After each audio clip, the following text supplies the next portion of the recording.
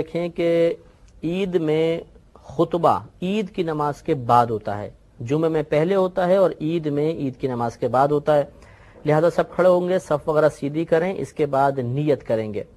نیت اس طرح کریں گے کہ نیت کرتا ہوں 2 رکعت نماز عید الفطر واجب 7 زائد 6 تکبیروں کے واسطے اللہ تعالیٰ کے، منہ میرے قبلہ شریف کی طرف، پیچھے اس امام کے۔ نیت دل کے پختہ ارادے کو کہتے ہیں۔ آپ دل میں ارادہ کریں گے تب بھی نیت کافی ہے، زبان سے الفاظ ادا کر دینا مستحب ہوتا ہے۔ تو پھر ایک دفعہ سنیں کہ نیت کرتا ہوں 2 رکعت نماز واجب عید الفطر کی 7 زائد 6 تکبیروں کے واسطے اللہ تعالیٰ کے، منہ میرے قبلہ شریف کی طرف، پیچھے اس امام کے۔ پھر اللہ اکبر کہہ کر ہاتھ باندھ لیں گے۔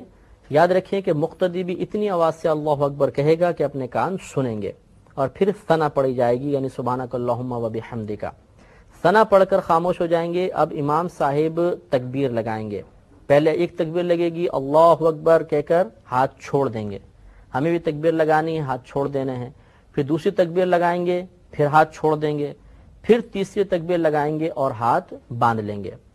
گویا کہ یہاں تک 4 تکبیریں ہوئیں۔ پہلی تکبیر جب ہم نے لگائی تو اس کے بعد ثنا پڑھی، پھر دوسری اور تیسری تکبیر لگا کر ہاتھ چھوڑ دیے، چوتھی تکبیر میں ہم نے پھر ہاتھ باندھے، یعنی چوتھی تکبیر کے بعد ہاتھ باندھ لیے۔ اب الحمد شریف ہوگی، سورت پڑھی جائے گی، رکوع سجود ہوگا۔ اگلی رکعت کے لیے امام صاحب کھڑے ہوں گے۔ اگلی رکعت میں پہلے قراءت ہوگی، اس کے بعد تکبیرات ہوں گی۔ اب امام صاحب قراءت کریں گے، الحمد پڑھی، سورت پڑھی۔ اب 3 لگاتار تکبیریں ہوں گی، اور ان تینوں تکبیروں میں کانوں تک ہاتھ اٹھا کر چھوڑ دینا ہے، رکوع میں نہیں جانا۔ تو اللہ اکبر چھوڑ دیں، پھر اللہ اکبر چھوڑ دیں، پھر اللہ اکبر چھوڑ دیں۔ اب جب چوتھی تکبیر امام صاحب لگائیں گے تو اس چوتھی تکبیر میں بغیر ہاتھ اٹھائے رکوع میں چلے جائیں گے، اور پھر رکوع میں چلے گئے، اس کے بعد پوری نماز مکمل کر لیں۔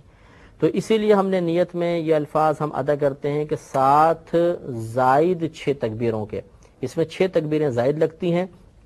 چنانچہ پھر ایک دفعہ سماعت فرمائیں کہ پہلے ہمیں تکبیر لگانی ہے، اس کے بعد ثنا پڑھنی ہے، پھر لگاتار 2 تکبیروں میں کانوں تک ہاتھ اٹھا کر چھوڑ دینا ہے، اس کے بعد ایک اور تکبیر لگانی ہے، اس کے بعد ہاتھ باندھ لیں گے، پھر قراءت ہوگی، رکوع ہوگا، سجود ہوں گے۔